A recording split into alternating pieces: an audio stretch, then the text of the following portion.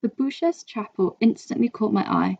Its striking form with cantilevering curves and drooping ceiling intrigued me.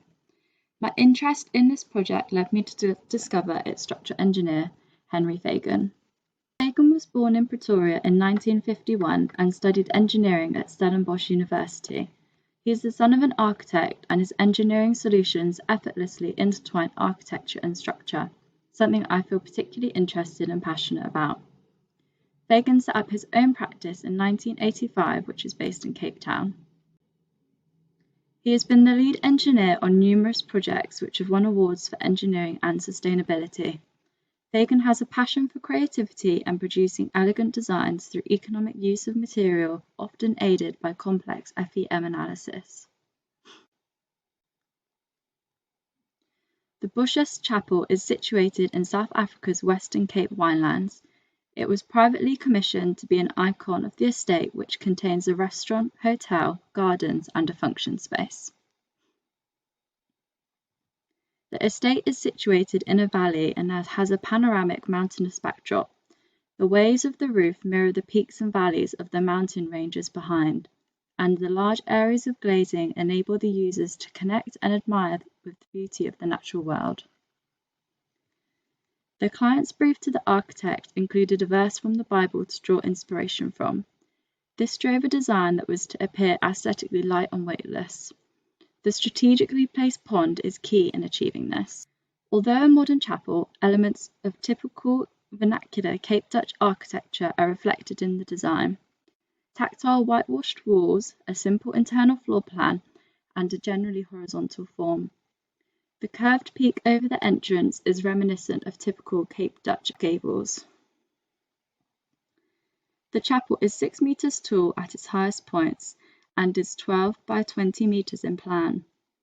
The roof supports itself with only 4 ground contact points, each taking a 500 kilonewton load.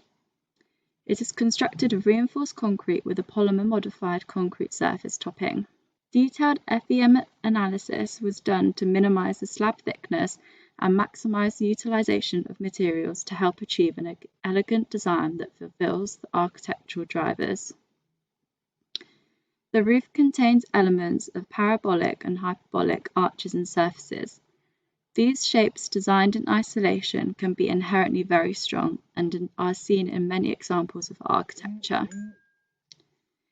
In the chapel, elements of these forms can be seen to be repeated, turned upside down, cut off, and merged together through the repetition of one single segment. While some of these forms are contributing to the structure's stiffness and working with the concrete in compression, many sections are experiencing tension and bending. This is highlighted by the inclusion of top and bottom reinforcement bars that are constant throughout the structure.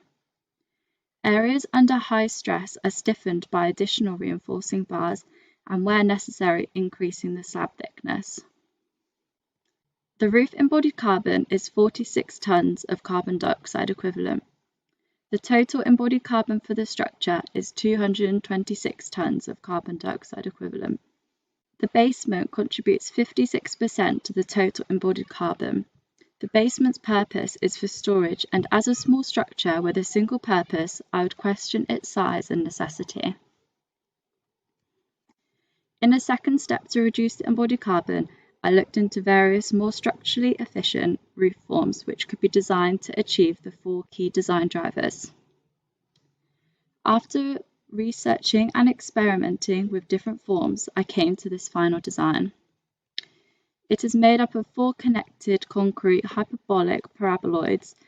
The doubly curved shape provides the structure with its stiffness, acting mostly in compression and requiring only minimal reinforcement to prevent cracking. Basic sizing and form finding of the design was done by plotting parabolas. In practice, these shapes would be optimized using 3D design and analysis software to truly minimize the material used. The current chapel sits 80 people and has an unutilized floor space because of its wide plan. In this new design, the floor plan is reduced and fully utilized. This eliminates an excessively sized ground floor slab, which was the 3rd biggest contributor to embodied carbon. Assuming a small partial basement, The embodied energy of the new design is 63 tons of carbon dioxide equivalent.